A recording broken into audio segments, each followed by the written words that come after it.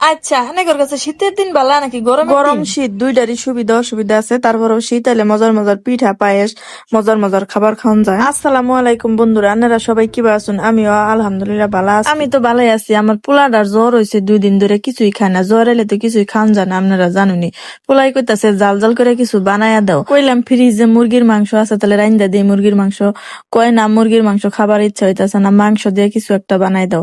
পরে আমি কইলাম তাহলে মাংস দিয়ে জাল জাল করে পুলি পিঠা বানাই দেই। তারপরে এই যে আমি মুরগির মাংস নিছি, প্রথমে সিদ্ধ করে নিছি, নিয়া জোড়া জোড়া বানাইয়া তারপর একটু বেশি করে মশলাপাতি দিছি, বেশি করে পেঁয়াজ দিছি, দিয়া ভালো করে নাড়াচাড়া করে শুকনা শুকনা করে বানাইয়া নামাইয়া রাইখা পরে না আমি এই যে চাইলের গুঁড়া দিয়ে একটা গুলা নিতাছি, গরম পানি করে লবণ দিয়া গুলা নিছি। এখন এই যে আমি পুলি পিঠা বানানোর জন্য আড়াটা মানে ডলতাছি, ডইলা ডইলা ভালো করে সুন্দর করে। একলা একলা কোনোদিনও পিঠা বানাই নাই, সারা জীবন আমার মা আমারে পিঠা বানাইয়া খাওয়াইছে। আর এখন তো আমি মা হইছি, এখন আমার সন্তানদেরকে পিঠা বানাইয়া খাওয়ান লাগবো।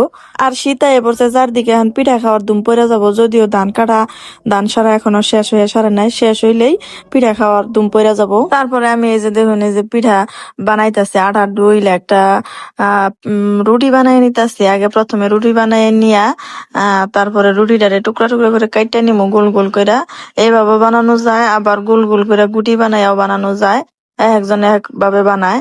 তো বড় করে পুলি পিঠা বানাইলে এইভাবে আমরা বানাই। এই যে আমি দেখাইতেছি, আমার ছেলে জিজ্ঞাসা করতেছে পিঠা বানানো হয় নাই, তাড়াতাড়ি করে বানাও।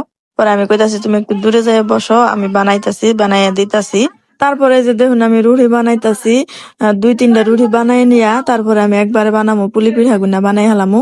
তো আন্নারা কিবা করে পুলি পিঠা বানায় আপারা কোন জানি কমেন্ট করে।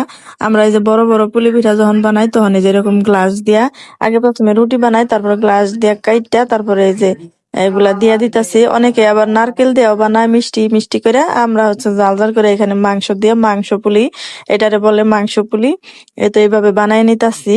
আবার ছোট ছোট পুলি বানাইলে তখন ছোট ছোট করে গুটি বানাই নিলে তখন ওইটা হচ্ছে দুধ পুলি পিঠা বানাই আমরা, ওইভাবে বানাই। তো মাংস পুলি এইভাবে বানাই। এই তো এইভাবে আমি বানাই নিলাম কয়েকটা পিঠা। এখন আমি কড়াইতে তেল দিয়া তারপরে পুলি পিঠা গুলা ভাইজা নিমু সুন্দর করে। কড়াইয়ের মধ্যে একটু বেশি করে তেল দিয়ে দিছি, তেল গরম হইলে পরে উল্টাইয়া পাল্টাইয়া পিঠা গুলা ভাইজা নিছি। পিঠা কিন্তু মুচমুচে হয়েছে বুঝছেন। এখন আমি তুইলা নিতেছি, এই যে বাজার শেষ হয়ে গেছে তুইলা নিতেছি। আবার করে আমি ব্যাগটে পিঠা বানাইয়া বাইজা তুইলা নিলাম। পিঠাটা দেখে মনে হইতেছে না যে মুসমুসা হয়েছে, আসলে কিন্তু মুসমুসা হয়েছে। তো পিঠা বানানো শেষ, বাজার শেষ, আর আমরা খামো জাল জাল পুলি পিঠা। খাইতে কিন্তু অনেক মজা লাগে। আজকের ভিডিওটা এই পর্যন্তই, সবাই ভালো থাকবেন।